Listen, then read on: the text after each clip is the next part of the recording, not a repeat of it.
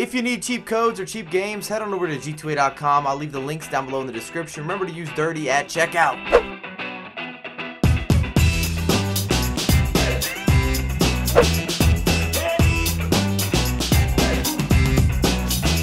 I like to have the lone Petit and also the lone Hernandez. I don't care as much about Schmeichel. On screen, all players that I packed outside of Nzonzi, and we're going to get that lone Petit. It has to be done. Looks like a great card. 89 physical, left footage. You know he's going to have a banger on that left foot too. He can shoot. Welcome to the club. We're shipping out a lot. Doing some micromanaging. I think we can get both these guys. I hope Casemiro is very good. I need him to shut it down. Welcome back to the club. You've been reinstated. Happy to have you back, Pogba. I'm sure it'll make a difference. Now going to be more of a holding mid though. New signing Goretzka. Looks good, 6'2", high work rates. I can see this working out very well. FC Toaster, first game in divisions. We're gonna introduce this guy to the squad.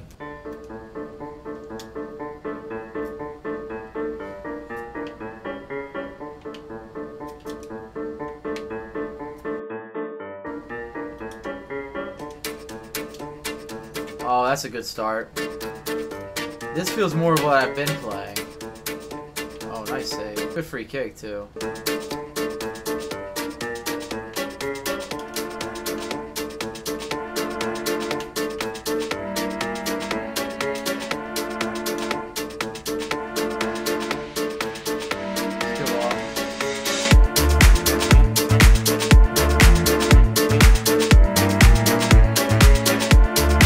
Nice. Oh, that's a good ball.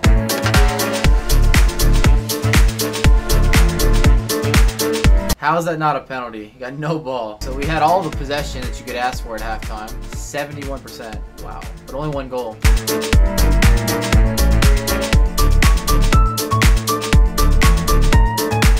I don't know how that says he has 8 shots. Pretty boring match. 70% possession, 1-0. He didn't control any defenders on his own. Just ran around with the midfield. What's happening, my beautiful people? My name is Mike and welcome back to the FUT Guide. I know there was some prereqs before you're getting into some of this gameplay, but I just wanted to still get that intro in there. And I'm showing you the final 10 games of the weekend league, and not because I performed amazing in these games or anything like that, but they are supposed to be your hardest games. And I actually really fell apart early on this weekend, and it bothered me. It upset me. I was disappointed. I lost matches in the first 10 games that I normally wouldn't lose. I lost matches in the second 10 games, so the first 20 games that I normally would not lose, and it's just a mix of making some rookie errors and then also some connection and then not playing as good as you should play. It could be that I made all those adjustments in the midfield where you saw Goretzka, Paul Pogba came back. We had just got the main man, icon Rui Costa, and I just feel like I didn't put enough money into this game. It's so much about how good is your team. And if you are one of the people that have been shouting, and I can't believe that I see professional players on Twitter or even on their live streams talking about, oh, the skill gap is better this year. Really? The skill gap is better this year? Because I remember last year, I think Tas got 2,000 wins before he got 100 losses. And I see a lot of the top pros. I'm talking like Timo. All right, and I don't know what Tas is on or Gorilla's on, but I see these guys already have 50 to 75 losses. They might have 500 wins, their record is great, but if you're talking about a skill gap, just based on your record here, then last year would have had a larger skill gap if you're thinking logically. And if you guys have watched anything I do, I am a logical YouTuber, whether I'm looking at YouTube in general, content creation, my life, my mindset, competitive FIFA esports. It does not change. I like logic because it gives you a good place to argue from. It doesn't make it where it's just solely opinion. But that's just what I've been noticing. I haven't seen this year with these pros having a better skill gap. And in fact, most of the pros have a much better team right now than they did at this point last year. I think almost every single one of those pros, or any pro that was active last year, is a better team this year if they were able to compare and contrast. If you get a before and after, trust me. I've never seen so much money put into the game in the first few weeks. But you're seeing my final 10 games. Super disappointed in myself because I just should have been better than this, and it really doesn't give you hope for qualification. You can't have a weekend where you really finish, you know, anywhere like 32, 33, 34 wins. Even 35 is probably not going to allow you to qualify with their new form of qualification, how it doesn't have the regions, which is fine. I'm still disappointed with EA. And I want you guys to put down below, what would you change if you had the power to adjust the esports program? In the comments, what would you do to push esports? Because when I'm looking at this, they basically eliminated the FIFA Interactive World Cup, and they combined it with the FUT Champs event from last year. And then you have the FIFA E World Cup, but that means less events. I'm sure it's less prize money, less exposure. And I'm looking at this from a marketing perspective, and I don't understand it. Did y'all spend too much money last year? Was it not a good investment? Because they're not backing esports more this year. Less events is never good for the, I guess, the trajectory or the expansion or the growth of esports. That's why I know the MLS is going to become amazing as a league, because you constantly see it expanding, and more importantly, the people are supporting that expansion. And I think the people are ready to support it. Maybe EA is not ready to really make that true push. Who knows? We're going to have to wait and see what kind of announcements are we going to be dealing with. And what I noticed in my gameplay as well is that I know you're not seeing some of the earlier matches, but a lot of the games I lost were cheap mistakes early, and then I think I kind of bottled some of the comebacks where I hit the post, or I didn't look as confident or sure of myself at moments. And some of that's comfort. I think making these last minute changes in the midfield might have been a bad decision going into a weekend that's so important. You want to make sure that you take the players that you've played the most games with, you have the most time under your belt, and it still deals with comfort. But yeah, today we're going to talk about, I've already discussed kind of how there's smaller skill gaps when I'm talking about logic here. I've talked about the qualification process, which I think is still terrible.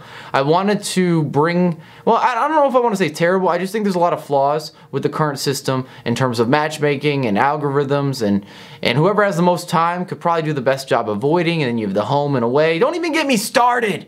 I can go into reason on reason of why I think they should do this like this, but this is what we've got, and I'm happy that EA is at least supporting or trying to support or get into esports. But I am a little bit concerned about the lack of events being announced, the lack of organization, the lack of structure. Remember, we're not getting a big heads up about any of these tournaments that could or could not be happening. We don't know the rules. We still don't know the rules, actually.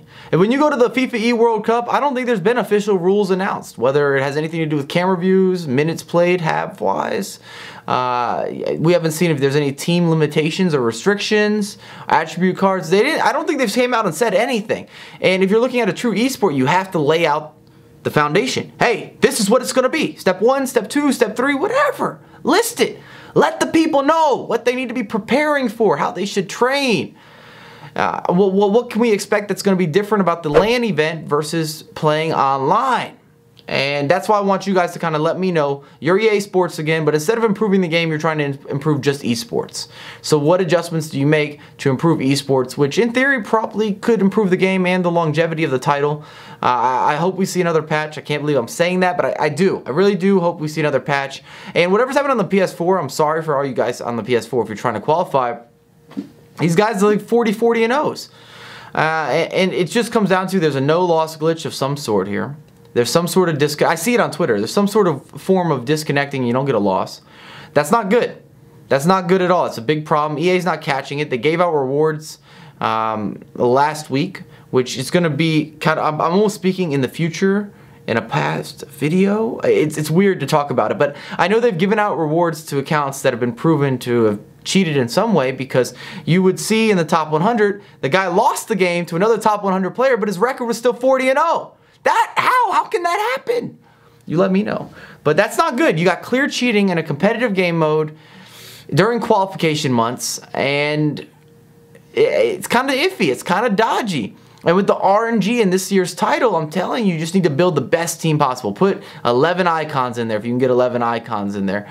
And it makes all the difference. Whereas in a lot of the past years, there were the players that fit the meta. And of course, you had the icons. That is very, very beneficial. Or the legends is what they used to be called, of course. And this year, I just noticed it more than ever, what you can get from Vieira, what you can get from Hullet, without knowing what the hell you're doing. How you can stay in matches. Just don't touch them. Just let them just roam the midfield, and life will be okay for you, in my opinion. And I think this is still a title where you should have comfort with a couple formations. 2 to 3 formations would be excellent. But something that's different this year is I think it's really important to be able to master a 1 striker formation and a 2 striker formation. So last year I talked about mastering a wide formation and a narrow formation. That's still good, but I think it's actually more important this year to be able to counter different formations, and a big part of that counter is having the 2 strikers versus the 1 striker, in my opinion.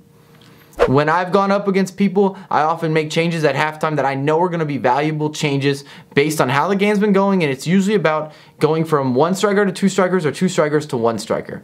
And that could be that I want to slow down the game, I want more possession, or it could be the vice versa where I'm like, we're 0-0, I didn't make enough chances, and I just need to have that striker to striker through ball, or the pass and move, the give and go. A little bit of everything. I need to dunk the cookie in the milk, eat the milk in the cookie. Nothing for Santa. That analogy made no sense. But I'm kind of hungry, and we're getting close to Christmas. Let me know if you guys picked up any sales as well for Black Friday. I don't do any of that standing outside. I did that when I was in high school one time, and that was enough for me. I don't care about saving 50 bucks, $100. It's not that that money doesn't mean anything to me, but people are just crazy. Maybe they're crazier in the US. I don't know. But people are nuts. What they will do, they camp out. It's so many hours of you sitting there, and then they bum rush everything, and it's a matter of who can battle it out for this TV or that computer. I don't like it. It's not a fun experience, in my opinion, and it's not something that I want to do. I'm not sure how it goes in Europe or in the UK, but I'm telling you, in the US, it's aggressive. It is. I feel like it's a sport. It's actually a sport. Gladiator, Black Friday. It's coming up. You know, get ready, get prepared, bring your own cart, get the gloves out. You might have to stiff arm somebody. We have people that die every year, guaranteed, from getting ran over by other human beings that want the $100 off TV, and I just don't think it's a good look. You see the stats. I had 20 rage quits and still only finished with 33 wins, which that's just not good enough. It's crazy when you say that. 20 rage quits and you only had 33 wins. Ronaldo did Ronaldo stuff, Bale did Bale stuff, and then Costa also was very relevant. I mean, we didn't really play bad for the most part, but in the games that I didn't play well or I didn't play up to par, I lost. And it's too bad that 40 games does come down to consistency, and then when you combine kind of dodgy connections, slow servers, and just a hard game to be very consistent in, you've got a challenge. You definitely have a challenge. But if you enjoyed it, make sure to drop a thumbs up, subscribe if you're brand new. I'm happy to have you here, but I have a lot more coming for you ASAP. For all the years we got dogged out, for all the years we got talked about. Pop a bottle, pour more out. Paper boy, I need more routes. Woke up, drunk as in the Madrian, kicking whores out.